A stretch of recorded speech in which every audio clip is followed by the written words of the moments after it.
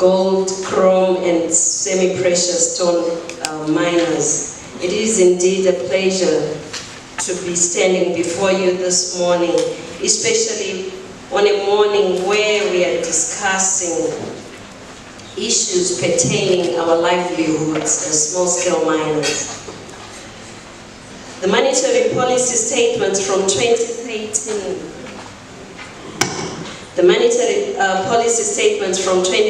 by RBZ have been supportive of the ASM sector.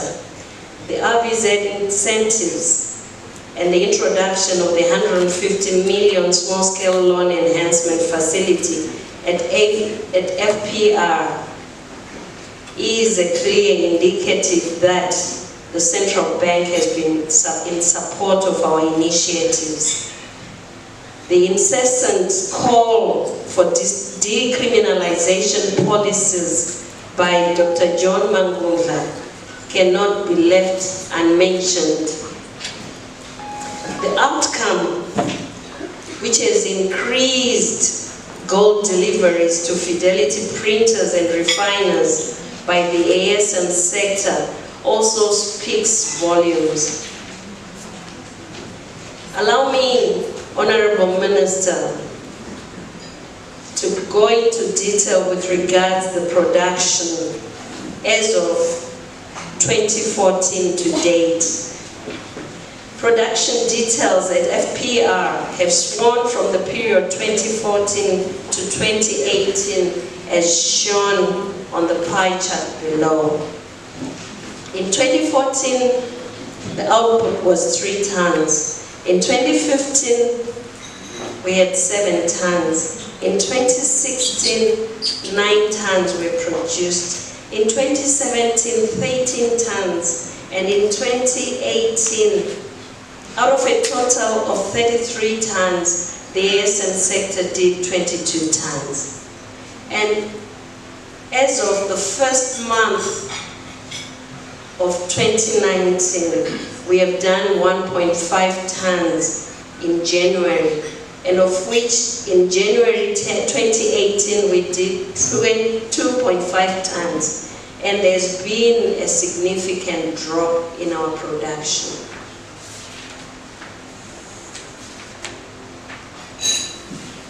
Allow me at this stage to actually talk of our envisaged targets. We are targeting 30 tons as a sector by the end of 2019. And the journey to a fair retention threshold can only be achieved if the small-scale mining sector, which is the engine for growth of the Zimbabwean economy, is wholly embraced by the country's policies. I thank you. It is on a sad note that we are doing this breakfast meeting following the disaster that befell our miners at Battlefield 3 weeks ago.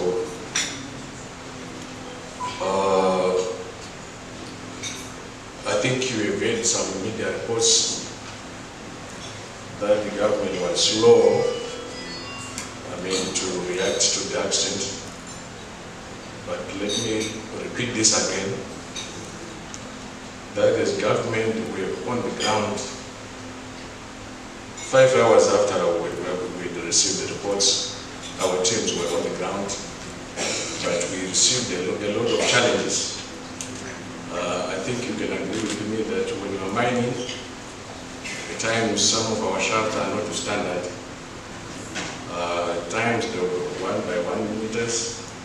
After timbering, the shaft mount becomes small and small as we go down. And at times the shafts will be wide instead of being vertical.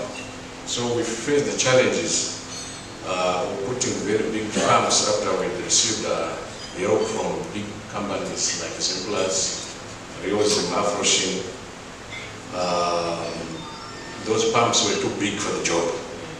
So we ended up using small pumps which were fitting in the shafts. As a result, we took long to finish pumping, or dewatering the shafts. I just want to applaud the spirit that we had. We worked together. We received much help from Rasta Mining. He was there with us from day one. He gave us all support, arms, generators, and some of his equipment are still on the ground. We are still pumping water from the bigger shaft which goes up to 9 level. That's an old working whereby the mining method which has been used there was underground stopping. And you understand that when we use that type of mining, when water goes in, it diffuses those open stops first. So we've been pumping there for the past 2 weeks now. The moment you see the water level decreasing up to 50 centimeters, that's 24 hours of pumping with 4 or 6 pumps, which means we're trying to drain water from the stops first. So the latest report I received yesterday is that we're now at 2 levels. We're left with other 2 levels to be able to reach where we suspect that the miners were working. That's when I said, no, I think we should just reserve a minute of silence just to honor our land miners who lost that's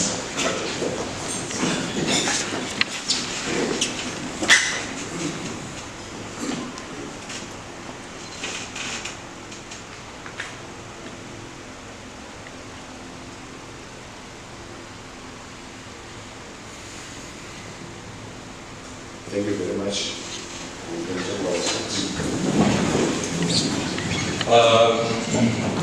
Because of our time, I shall just give this presentation briefly.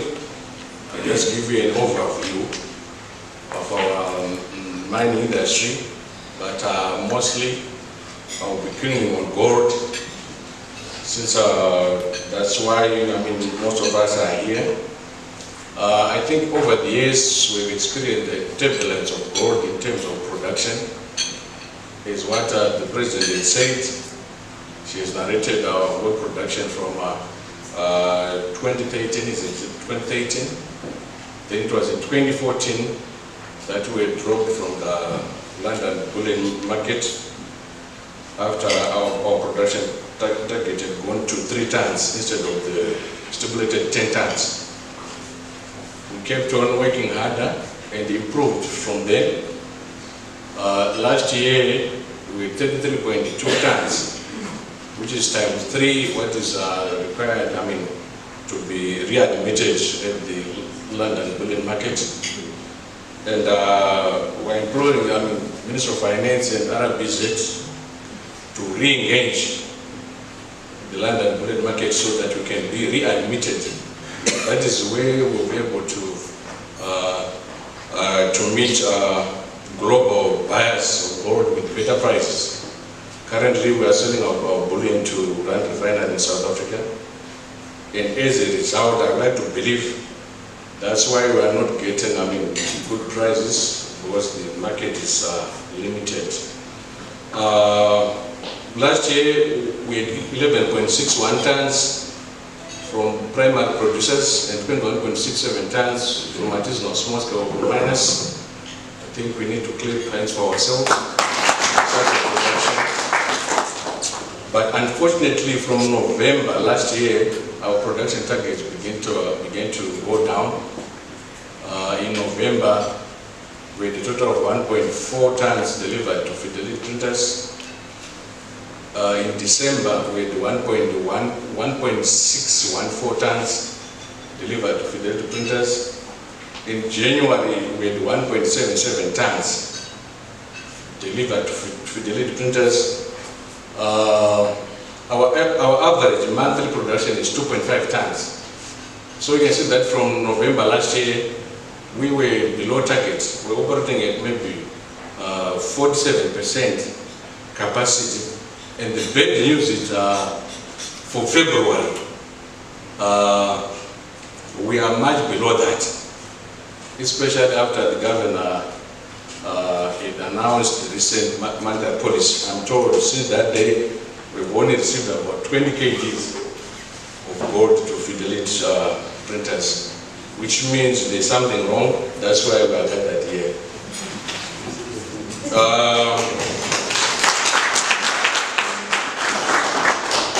As Minister of Mines, we've come up with several strategic measures for gold mobilization. Currently, we are going around the country, putting gold centers, gold service centers in each province. We started with the Bubi. Last week, we were in Mount Darwin. Yesterday, we were towards Pendalong. Tomorrow, we're going to Silobela. This is an initiative to try and mobilize gold all over.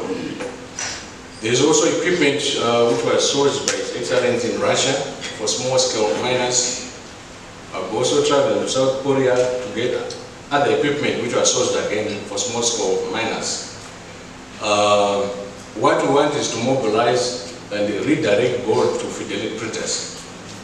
But we feel with the current challenges, we are losing gold to that other market, which I am not going to mention by name. I think you know it, is miners. As ministry, we came up with a target to produce 100 tons of gold by the year 2023. And I was telling Honorable Stan that currently we are producing 100 tons of gold. We need not go to 2023. We are producing 100 tons of gold or more. But what is being channeled to fidelity printers, what is being recorded, is a third of that. Which means there's a problem we need to address here.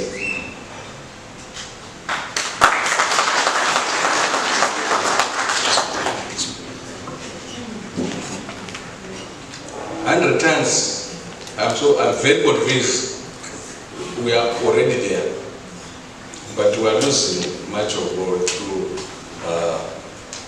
smuggling, under declarations, being caused by some grievances, which we are going to be talking about today. So I'm applauding everyone to be open, as much open as possible, so that we may know and try to address some of those issues. We also have said by the year 2023, the mining industry should be contributing 12 billion in revenues to the fiscus. That can only be achieved if we are to work together as a team, communicate and move as one. Very soon, we'll be going around dishing out this equipment, but we won't be giving this to everyone, but we'll be firstly targeting our gold centers. From there, we'll go to artisanal miners, group the mining. I've said before, we'll be taking, this operation command mining. That's why we'll be giving people equipment to mine, do exploration and their claims, see how much gold is there, give them targets, and so forth. I do not feel like continuing because of our time, but I'm just encouraging you that we be as much open as possible as we try to resolve some of these issues. Gold is the main anchor of our economy, even as we are aware. That's where most of our foreign currency is coming from. I was saying the other day to the governor, Dr. Mangujila, we need not to kill the wild goose that is laying golden eggs. I need to support that goose so that it continues to lay more golden eggs. I thank you. The impact. Hello everyone. What I wanted to ask to the minister is how did he come up with the 55.5% policy on the price of gold? You are asking the government, sorry. The government, sorry. Secondly, our ones, like last year, we were getting plus 4.5% from the old market price. when he introduced this 55-45% policy, it's now minus 10%, it's minus 6%, which minus 6 plus 4.5%, which comes to 10.5% from the old market price. Secondly, I would like last year in November, the production of gold declined, being the reason of there are some buyers who were getting plus, I think, plus 4.5% old market price. Then on the transfer, they were getting 30% incentive price. Why we don't give to the producers that the price so that we can get the production?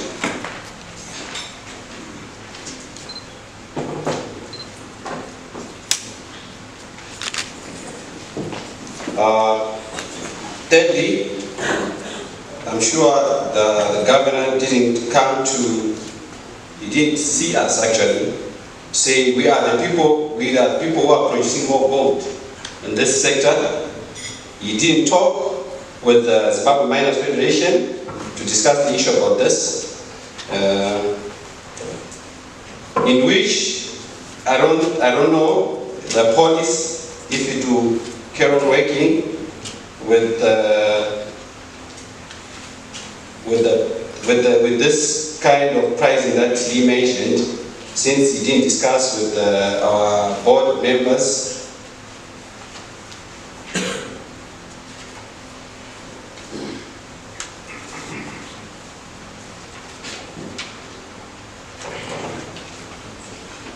On the other issue, I'm sure everyone knows that ZIMRA is calling everyone from 2015 and backwards. They've got an audit on taxation. What we wanted to tell the minister, the governor, is we want the dues for ZIMRA to be deducted as we deliver the gold to Fidelity. Let Fidelity take responsibility for the dues. I think that's all. Thank you very much, Kit. You can go back that side. Next one is Thomas Kadene. Tobias Kadene, sorry. Tobias Kadene, can you have your questions? Please let's not have so many questions and make sure that any question that has been checked out do not repeat the same question. Thank you. Mangwana, don't stop yesterday. In intro was honorable I don't know the name of the vice. I was aiming to ask the owner of the title. So the question is, let me put it in short. Makagadzira mutengo makatitaurira musina kumbouyawo kwatiri kuzotaura nesu nezvemutengo. Tirisu tinoprodusa mukuti goridhe racho. Handizive kuti mutengo kana kuti cost of a gram makamboicalculate here kuti imari to produce a gram pamukauya ne 55-45%.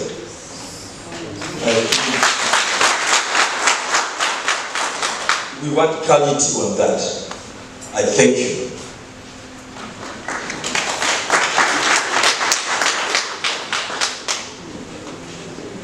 Yes, thank you, Mr. So just I think the governor is taking note of those questions and they're all going to be answered is, in a nutshell. Right, the third one is Mr. Mchinelbi. Tasha Gomez, can you bring your chair up front?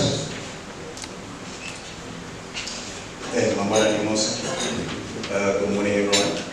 I think there are a couple of questions which are when you asked, which I think we've already covered. But I think one of the major issues is there is no transparency in the formulation of policies. And us as miners feel as if we cannot trust the people we are working with, the government, and how they formulate their policies.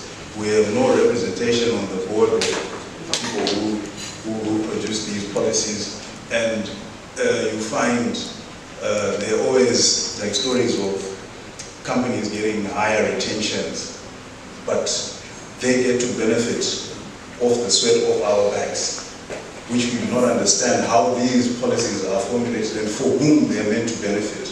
So we are asking for better transparency and understanding of how some of these things work, and how we've got to be that, for example, Fidelity became the sole buyer, and there's so much power that they can just make decisions that affect all of our lives, maybe a couple of people. So we want to review that situation and understand how that happened.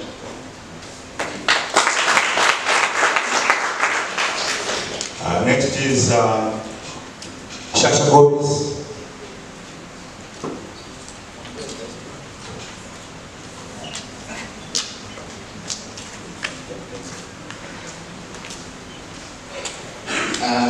Good day, guys. My name is Shasha Gomez. I wasn't supposed to read anything, but let me just talk from what I'm doing. I'm a registered buyer for Fidelity Printers, and since 2016 we've been trying to buy. I interact a lot with Mr. Dube here, but my point of concern here, guys, is we're selling our gold for foreign currency, but we're getting RTGS. We've got a problem here with the illegal black market. So our problem is not with what Fidelity and RBZ say. Our problem is with South Africa and what they offer us. If we don't fix this problem, then all the gold which comes out of the mines, all we have to declare is 10 grams and tell another kg to the other side. It's a simple thing, guys. If Fidelity and RBZ and the ministers don't fix this problem, we can meet here every day discussing these things. Nothing will be attended to. Raise your prices. Take your, whatever your deduction is on your percentage, not 45%, 5, 10%, will give you everything. Thank you. That's one of the top gold buyers in the country. Yes, he is actually a buyer. He has won prizes from RBZ for being a top gold buyer. Right, give Karanda.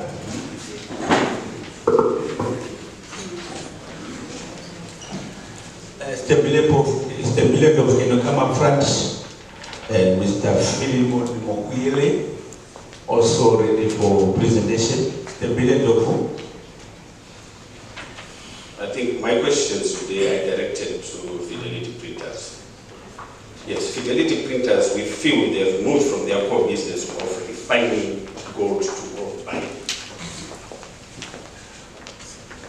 Where is it cast in stone that Fidelity Printers is the sole gold buyer? As under the new dispensation, Zimbabwe is open for business. So why doesn't the government open up and invite other players into the refining of gold in Zimbabwe? Not to let Fidelity be the sole gold refiner and also being the major gold buyer in the field. We understand that there are some agents like Scorers who Fidelity Printers are paying 90% in US dollars. And then I think us as small scale miners, we are getting a raw deal. How can a middle buyer for Fidelity Printers be paid 90% in US dollars and 10% RTGS? And as the major producers of the gold, we are being given a raw deal that will be brought down to 55% and 45% RTGS. I think that is the major problem. So we also strongly feel that in order to keep these loopholes and whatnot, there are some elements in Fidelity Printers top brass who I think they have overstayed their mandate in the business. We have seen in some government departments, for example, some ministers, some permanent secretaries and HODs have been moved to other government departments. Why can't we do the same to Fidelity Printers, RBZ, and Oryx? Because to our understanding, to some extent, we have some people who are sitting in boards in RBZ. They are the same people who are sitting in the boards at Fidelity and Oryx. They are responsible for the buying of the gold in Fidelity. And the allocation of the funds and whatnot of gold, they are the same people. And value addition and whatnot. You see, at the end of the day, these people can manipulate the whole system. If I'm not mistaken, they can play around with the whole system. Because I understand, we strongly suggest, we strongly feel that these same people are working with the gold barons. Hence, they are coming up with such policies that are negatively impacting the small-scale miners. Because if the compositions of these boards do not include the producers, the primary producers of this thing, I don't think we are getting anywhere somewhere, guys. Let's be honest. So I strongly feel we should have a complete offer of the boards from RBZ, Fidelity, because a couple of months ago, I'm sure it was all over the news that there have been some foreign currency, foreign currency retention allocations mismanagement at the RBZ or so, whatever. But what happened to this? And what systems have we put in place in order to keep these things from happening again? I would want to hear from the government himself what measures have been put in place. Last time we had a problem with allegations that some people were mismanaging the funds and whatnot, although to some extent maybe some of them were acquitted. But what measure carries of this? So, and lastly, I think as small-scale miners and whatever, we really need to know what are the compositions of the board at Fidelity, RBZ, and Oryx. Thank you. Thank you. I will time up.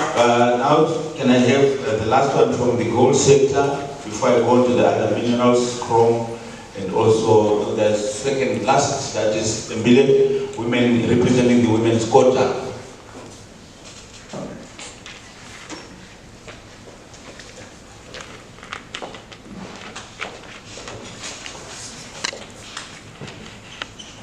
Good morning, everyone. My name is Tembile Ndlovu from Mat South Province, representing women in mining.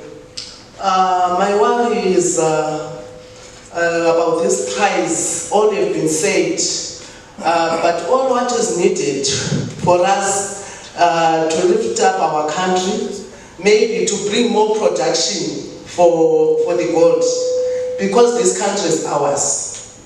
Please, Fidelity and Reserve Bank, and our minister in respect, can you please get time to sit down? We discuss all these issues, because we cannot go out there saying, no, I'm not going to give you gold because this is our government.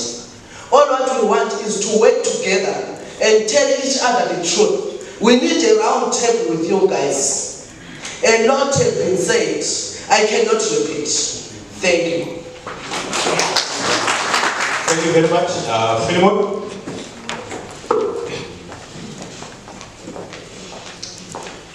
Good morning, manners. I've got only one question for the Reserve Bank. We are made to understand that the percentage retained on gold sales to Fidelity is used to import fuel, which is then bought by all motorists in parity GS dollar. Our miners mostly rely on diesel, which is in short supply. Can we have an allocation on fuel from whatever you're taking from us? Thank you. Thank you. We have heard from the gold sector now for the chrome, Mr. Masango Masasa, because we're also being affected. Yes, good morning. All protocols observed. I want to make some statements regarding chrome and base metals. The 50% retention is having a very large impact on the base metals, specifically chrome. All of our equipment, heavy equipment, is paid in forex. For example, a new 40-ton dump truck is around $300,000 US. So by taking and withholding 50%, essentially you're disempowering the miners. And I want to make a statement. Basically, ZMF, we represent the indigenous miner. And our goal, or the goal, working with the Reserve Bank and the Ministry of Mines, is to empower our indigenous miners. By retaining only 50%, it makes it very difficult for us, of course, to obtain the equipment we need: the dump trucks, front-end loaders, excavators, bulldozers. Again, it limits us to pick and shovel operations. Most of Zimbabwe right now, most of the miners in chrome and base metals are pick and shovel operations and semi-mechanized. The goal for us to obtain the growth we need and to obtain the forex that will help Zimbabwe as a nation is to move us from pick and shovel, semi-mechanized, and in the semi-mechanized case, people are renting. So the goal is to move us from renting equipment at rates as high as $120 an hour to actually owning our own equipment. And this is only possible by getting a strong allocation, closer to 80% at least, for us to be able to obtain our equipment badly needed for us to boost production. Another point tying into this of great concern is the 30-day use it or lose it policy. We would definitely appreciate a better understanding of this policy. As ZMF, right now we're pushing for formalization and, along with the government, in support of the government, support of the Ministry of Mines. And part of formalization is to encourage and to promote small-scale miners to form corporations and companies and formal business legal entities. Part of being a legal entity, and I'm sure our bankers will support us, MetBank, is to have good governance and good financial planning. In order to run a successful mining operation, you need to plan further than 30 days. In fact, you need a 5-year plan for the most part, because a lot of the life of mine is typically 10 years or above. So at a 30-day use it or lose it policy, it means that we're rushed. If we do a $100,000 sale, we get $50,000, and now we have to struggle to get the difference. And the use it or lose it forces miners to actually make irresponsible, potentially risky moves. I don't want to say irresponsible, but short-planned moves. Essentially, you have to quickly spend that money. Now, in our world in base metals, it's a high volume. We go in tonnages. Gold is kgs, but in base minerals, it's tons. So you're talking about 500 tons, 1,000 tons. In order to achieve these objectives, we need to plan more than 30 days. So to get an excavator, front-end loader, dump truck, for example, a brand new one that's $300,000 each, but if we get a discount, just assume that you need around $300,000. It means now that we're running and placing deposits with various suppliers, taking the risk, or oftentimes we end up missing major sales on equipment because we're rushing to expend the funds before we've really had a chance to gauge the market. So I'm asking the Reserve Bank, with the help of the Ministry of Mines, to look into this policy, to find a way that we can, as we formalize our miners, find a way to also introduce financial planning and bring our banking partners into the fold to help us around that issue. Again, as I mentioned, the empowerment, and I believe my colleagues have mentioned that as well. Remember that as indigenous miners, it means on average at least 80% of your revenues is going to remain here in Zimbabwe. We're not against foreign investment, we actually encourage it. But a foreign-owned entity, it's usually the other way around, because they have to pay back loans, they have to pay back shareholders. So in foreign-based, oftentimes 80%, or if you want to be conservative, 70% of the earned revenue in forex is returned outside of Zim. So we're asking you to please empower us so that we can retain our US dollars and spend it here within this nation, within our nation. Thank you. Thank you very much, Mr. Masango Masasa. Mr. Kawara is mining from Urumwe. Can you give us your questions that would like asked?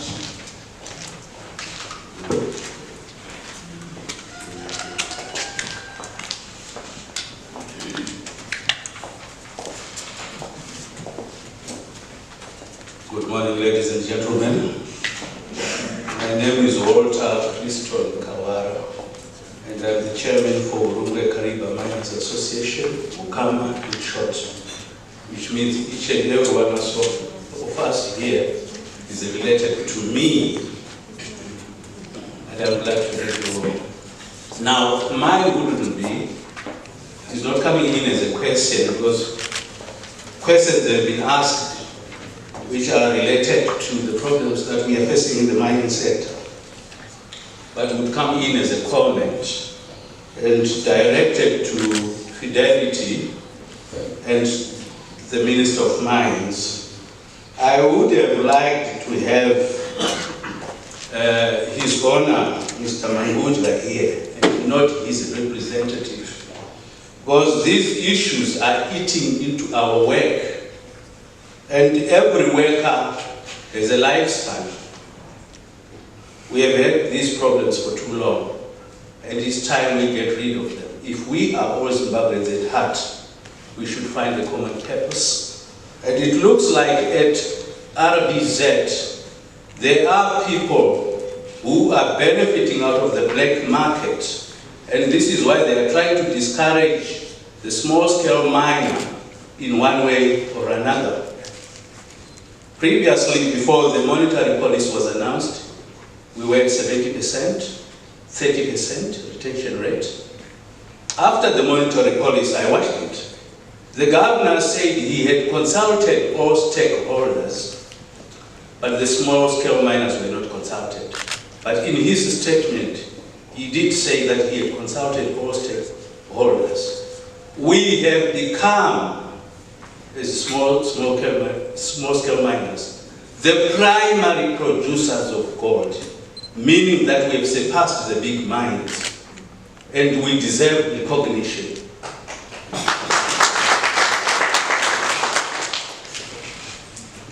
Now, my comment coming to Fidelity here is, the Gold Initiative Fund is being abused. A miner submits his requirements. Fidelity tells you who to buy from. And these applications are not processed in the shortest of time. Our economy is in a very volatile situation. You can't plan for 3 years in advance. And yet the Gold Initiative Fund takes months, almost years, to supply the equipment that you have applied for. And this will eat into our planning, into our finances. And hence what the minister has said, that up to now they've only got 20 kgs. It is as a result of the negative attitude by RBZ towards the small-scale miners. We cannot run away from that fact. Until and unless you recognize our importance in this industry, you get the amount of gold that you want. You need to put on ground an investigative team, which will come back to you with the results, and you'll find that what we are talking about here are the main causes of lack of supply to Fidelity. This is our country, we love it, and we have no second home. But you must treat us fairly. Then my other point is, we had a mining disaster at Battlefields. We think that RBZ, as the major beneficiary of the gold reserves coming from the small-scale mining sector, 1% of its revenue to the Ministry of Mines, which will then be used for healthy and safety workshops toward the small-scale miners. And lastly, I come from a mining district which is endowed with many type of minerals. Gemstones in particular. The Ministry of Mines has never taken the issue of gemstones very seriously, and I wonder why. Most of the people who are jetting into the country, and these are white collar of course, come to where we mine, hire young men who know the area quite well for $50 a day. They go and dig these gemstones for them, and they don't go back through the Robert Mugabe International Airport. They go through Zambia. Why? The laws there are relaxed. They can smuggle all the gemstones. And yet government is not looking at all these other minerals. Because what we need to do is to collect every bit of money that we can find so that this country can survive. And in gemstones, we have some of the stones which are much more valuable than diamond. But I wonder why these things are not being recognized by government. We need funding for the gemstone sector so that our government can benefit from these resources which are being whisked away out of the country, but without any notice. Lastly, let's solve the retention rate issue so that the government gets its foreign currency, its minerals. In 1988,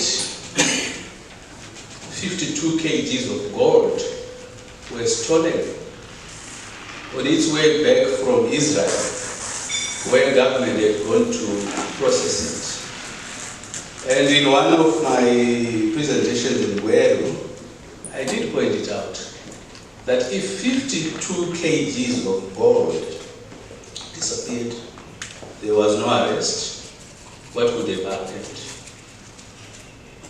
RBZ, our deputy minister, you should sit down and chart the way forward with the small-scale miners so that we contribute what is due to the country without any complaints. Thank you very much.